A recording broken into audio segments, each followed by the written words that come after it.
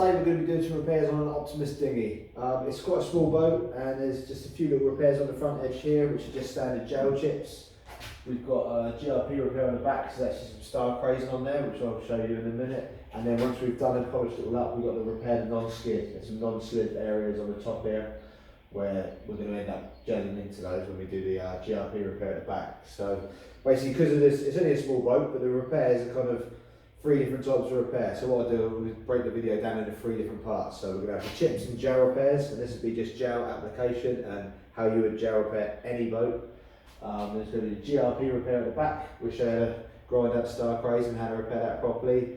And then we've got the non-skid at the end as well. So just because it's this small boat, it doesn't matter. The repairs are pretty much the same on all boats. So just take it on board. Gel repairs are always the same. The star crazing, it depends on why it's star crazed. We can go into that a bit more later, but a general star crazing from like an impact and a bump in the side, they're much the same. And non-skid, again, it's got a really fine non-slip on the top of this, and there's a real deep stipple one at the bottom. So we'll show you how to do the different textures of non-skid as well and different ways of applying it. So first thing I'm going to do is protect up anything on the might get some dust or gel coat on, and then get some fibreglass in the corner, and while that's going off we start the colour. Same every time. Get the colour moving early, because again this doesn't look that much of a tricky colour, but if it was a tricky colour, but the hull itself is like a bit grayer, that would take a little bit longer, a little bit more careful on that one, so we'll get the colour underway early in case we have any trouble.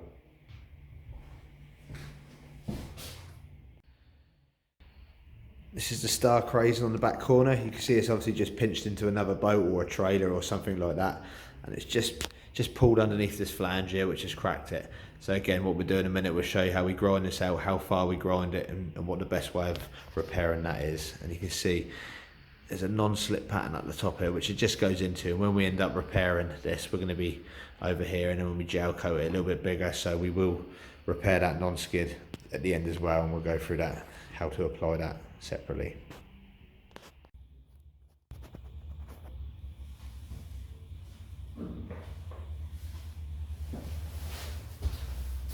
This is the area of star craze we're going to deal with, and it's already quite black, and you can see it's been done for a little while, so this one's not really a problem. But if this had just happened, you get the obvious impact, and then you get these little star crazes coming off, and you can't always see them. They're just invisible because there's no type of dirt to go in, all the salt water and kind of crap to go in there. So the best thing to do, this is an old one, so it won't really matter, but if it was a new repair, get a marker pen. Permanent marker is perfect. Just scribble over the whole area. Like that, and what it does, it just goes into any of the little lines. And then if you get a little bit of acetone,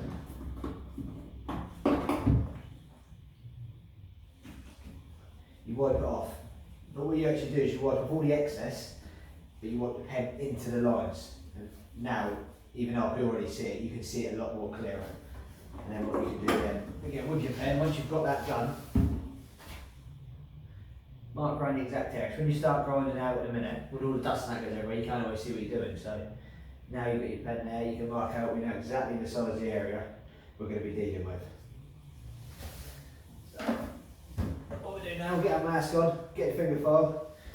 This is the normal tool we use for something like this, keeps the dust down. You can use a grinder, a smaller finger file. But this is kind of a pretty good standard one, gets in most shapes and sizes.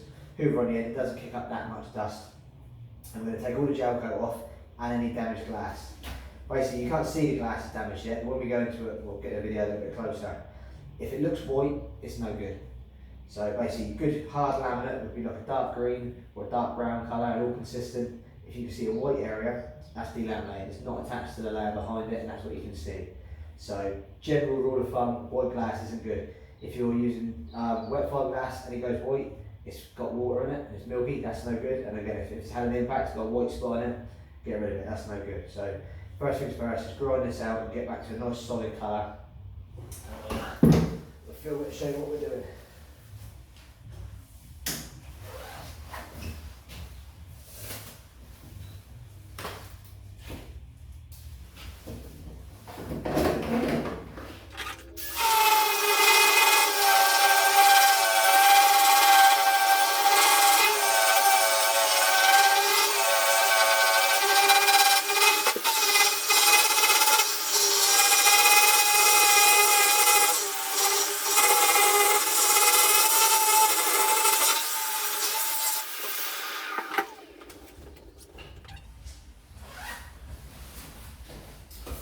Nothing too drastic there. When we went into it, you could actually see the cracks were in the first layer of fiberglass as well. Sometimes, if it's in the really thick gel coat, the fiberglass will bend, the gel coat will crack, the fiberglass is fine.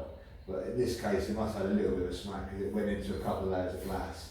So we know when we come to glass it now, as a general rule, about 1 millimetre deep is a layer of glass. And there's probably 2 millimetres of glass, and we definitely went into a layer there as well. So I think we're probably looking at going in about 3 layers of fiberglass to repair that now. So as you can see, there's no white in there, there's no more cracks, and we feather the edge slowly. What you don't want to do is cut into this on an edge and have a step down where you finish. So wherever you finish, just run it up slowly and feather it off so your fiberglass can feather out. You get a much better bond over an area rather than stop end of a fiberglass joint. So feathers out generally looks like.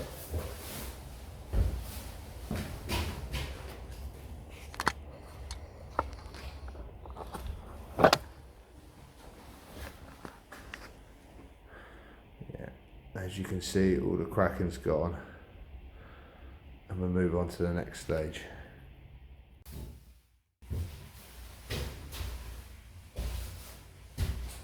So the basic kit we're going to use for this, we're going to need some 600 gram chop strand mat. So your standard 2 ounce mat is pretty good for any repairs like this. We don't need to go into any technical stuff. This is all you'll need. Some polyester resin, which 9 out of 10 boats are made of. So under the waterline, sometimes use line Leicester and stuff, but generally these are topside repairs and deck repairs. Polyester is going to be the one you're going to use. Some catalyst, which gets mixed at 2%. You want some scissors to cut your mat, a consolidating roller just to roll all out the ends, and either a brush or a roller just to wet your mat out. So first thing we do is we tape up around the repair, so we don't want to get resin and stuff all over the rest of the boat. Although we cut it in the right shape, you will have little strands going everywhere, so just put a little bit of protection around.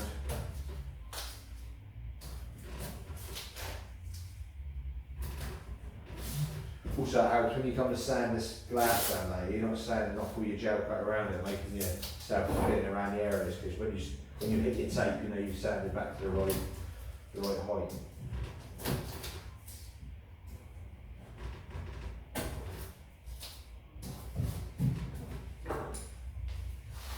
Right, like I said before, it's about 3 mil deep. You can tell the kind of depth we were going down. So what I'm going to do, I'll cut 3 layers of glass to that shape now.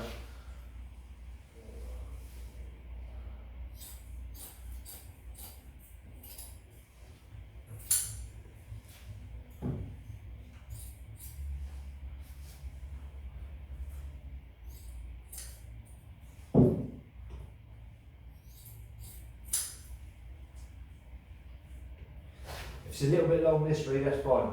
We can hang it all off a little bit long and we can trim it off at the end once it's gone off. So if you don't want it long and going wherever you take that way, if anything, a little bit long this way, because it helps when you come to roll it out, get all your resin down on the last bit. If it's a bit long, it's easier, and then we can trim it off good.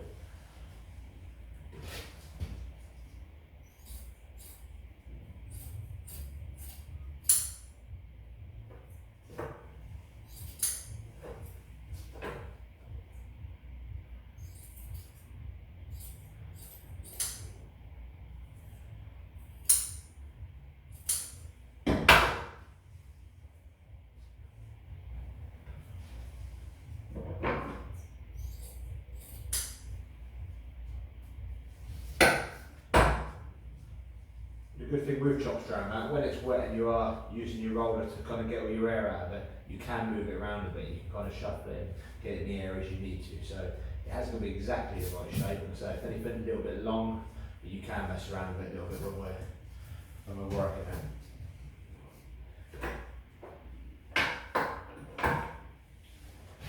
So 2% resin, 2% catalyst in your resin.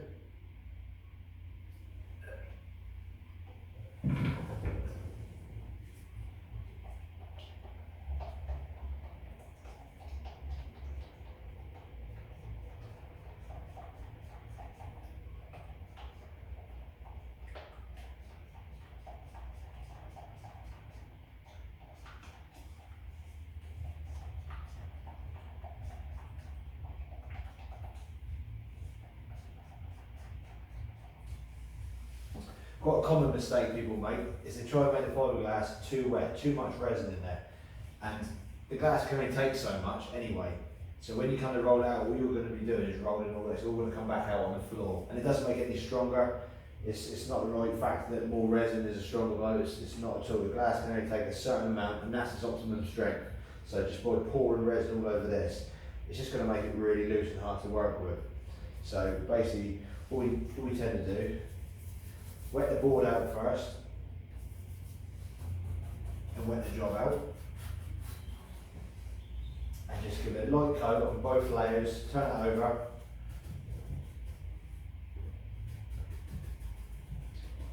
That is all it needs to be. You don't need any more than that, because I say, even now when I kind of roll it, some of that resin is going to come out, and that's the maximum. You start pouring it on to make it go totally see-through, it's just going to make a mess with it. It's pointless doing it. So that's already quite soft now. So you can put that on, just position it around. And again, it goes slightly long, but that's not a big deal. We can sand that off later. Just use your fingers, get it on in the right place, and get the next layer ready.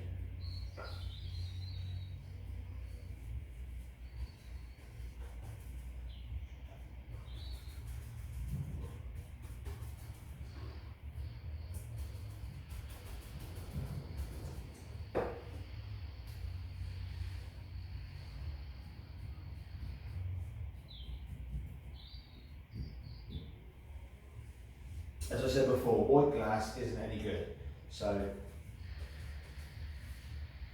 for instance, like this, I haven't wet this area out so it's still white. So white only ever means bad things. It means it's not attached if it's been an impact, or it means it's got wet and it's damp, or it means you haven't got enough resin in it. So make sure it's even. Go thin layer all the way across.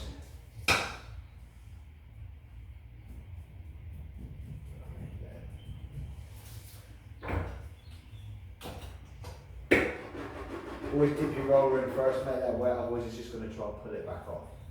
And you use your roller then, just to consolidate it all together, get all the air out, and again the air looks white so it's quite easy to see. And at this stage, if you wanted to move around a bit, you can kind of shuffle it with this roller, because of the way that it's chopped strand mat, it's made up of lots of little strands of mat together. So when the resin gets on, it does kind of break down a little bit, merge into each other, which is what this is doing, bonding it all together. But it does mean you can move it around a little bit if you need to.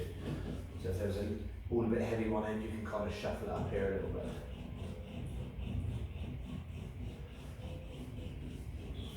Quick roll.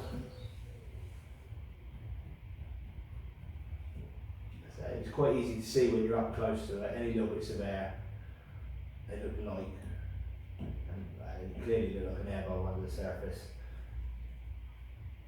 As you can see, I'm a little bit long there, so that's perfect really. It means I can roll out this edge nicely, and it gives me a little bit of trim off to get me a nice straight edge at the end.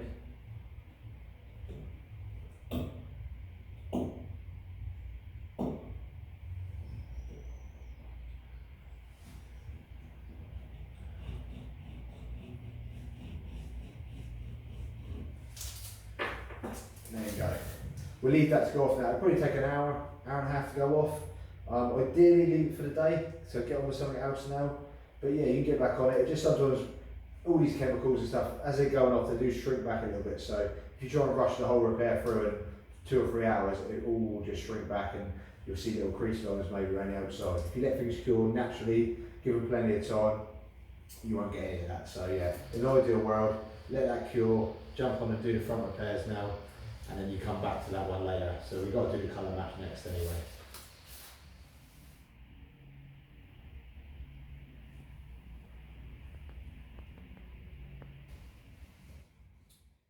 We've let this go off now. It's all rock hard. It's had a good day to go off. So what we're going to do now is get a sander with some 40 grit, machine sander, sand off all the edges. Get back to your tape so we know we're in the right area, and then sand in the bottom, nice and flat again. It doesn't have to be perfectly fair now. So what we're going to do, we're going to screed with a filler and do the final long boarding with that. But for now, just get the edges all back off, and we put 3 even layers on. So if you put it on quite neat, you're not going to have a lot of work to do. But yeah, that's how we go.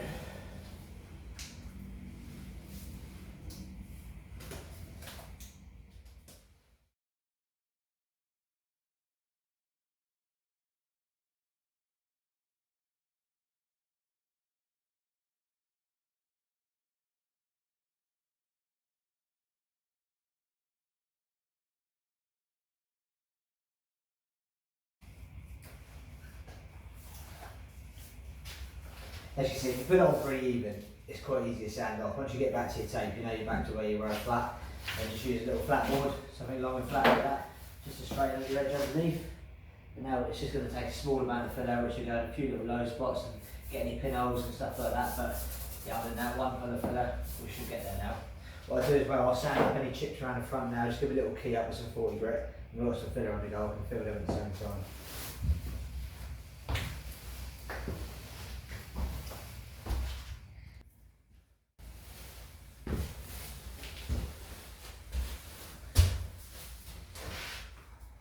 Okay, so we're ready to fill. It's all sanded up, a little bit sanded around the area as well, so we can sand onto the surrounding bit. The filler we use is called polyfer, it's polyester filler, so 2% catalyst, exactly the same. And then we're using polyester resin, it's all going to bond together and the gel coat will bond to this fine. Again, don't use epoxy. Epoxy should be used for paintwork and epoxy systems, so bear in mind most boats are polyester based. This is the way you're going to be looking to go. So epoxy is brilliant and would stick to this, but then your gel coat wouldn't stick to that afterwards. So yeah, try and keep everything polyester and you won't go wrong.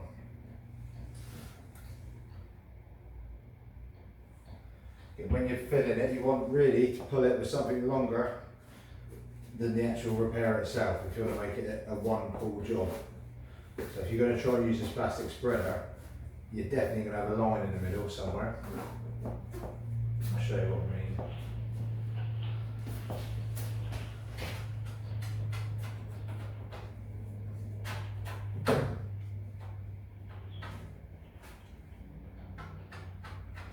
Push it in quite tight as well, push any air bubbles out the filler, go over it a few times.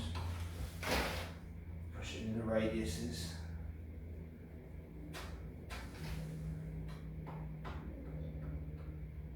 The filler's not too hard to rub, so you could leave it like that and just bore the lines out. But what would be easier is if you've got something longer than the actual repair, you can hold on the surrounding areas and pull it over. You're going to get a lot neater job, and you've got a lot more chance of just filling it once, if that's the case. So run it off the actual job itself either side. That's going to get you pinholes. There's a little bit around the area to rub, which is fine. You want to rub a little bit down just to make sure you smooth it in case it shrinks back a little bit. But we'll use a bit of this excess filler now on the chips and dings, and then we'll get ready and show you how to do the actual gel repair.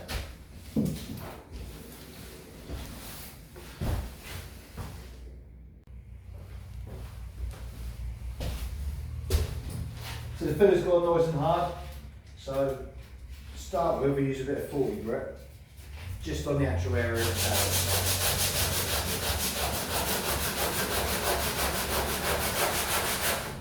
It doesn't matter that you're only using the sandpaper smaller bit, you've got a long block which is going over the length, so the fairer is going to take the structure.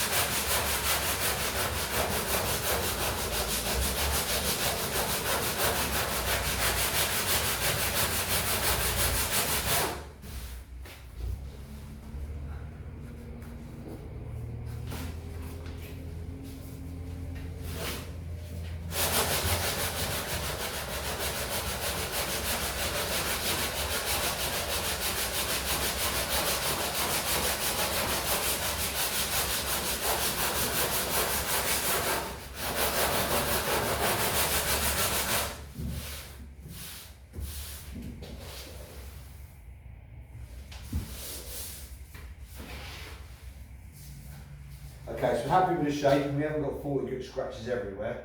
What we want to do now is 240 the area around it, which is going to prepare for our gel work. So what we really want to be is about 4 inches in length there.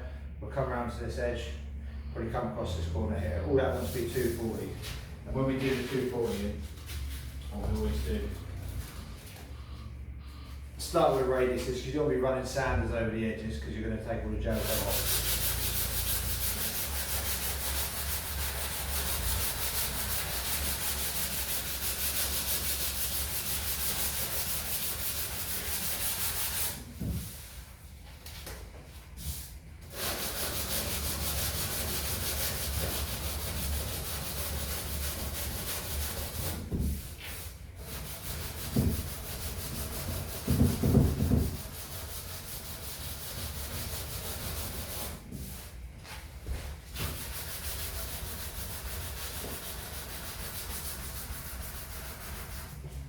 We could probably finish on a corner. We normally try to go to radiuses or edges, but this has got a bit of a tatty corner anyway, so we'll have to try and incorporate that. So we're just going to come round.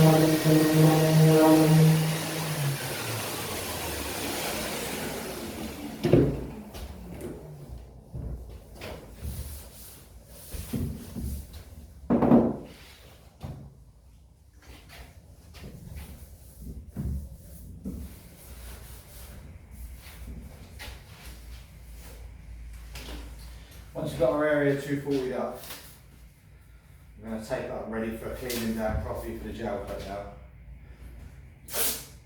What we do, we sanded there, so just inside the sanded edge, we tape it up.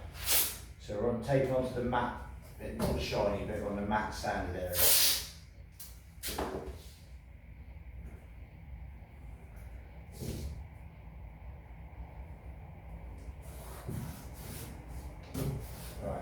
We do this so when we come to clean it down now to get it all contaminant free, we're not going to rub any wax or anything that's on any of this surface into our area. If you don't tape it up and you clean it down, you could rub other grime and dirt and stuff into it.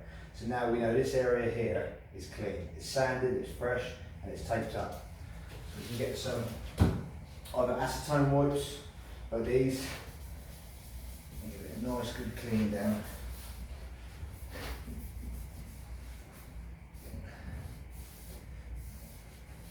All over the edges, and then what I always do is go around. This is the edge that's going to be seen, this is the edge of gel repair, to get a clean wipe. Give it one more clean just on that particular area.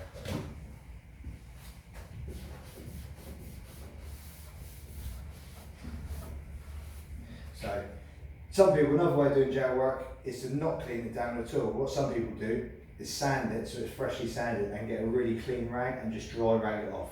That also does work as long as it is clean and the rag's perfectly clean. But yeah, this is kind of foolproof because you know you've got a clean area and you use 2 clean wipes. But yeah, it's possible if you haven't got any wipes, or you can do it as long as you do freshly sanded, clean rag. That's a good surface to prep as well.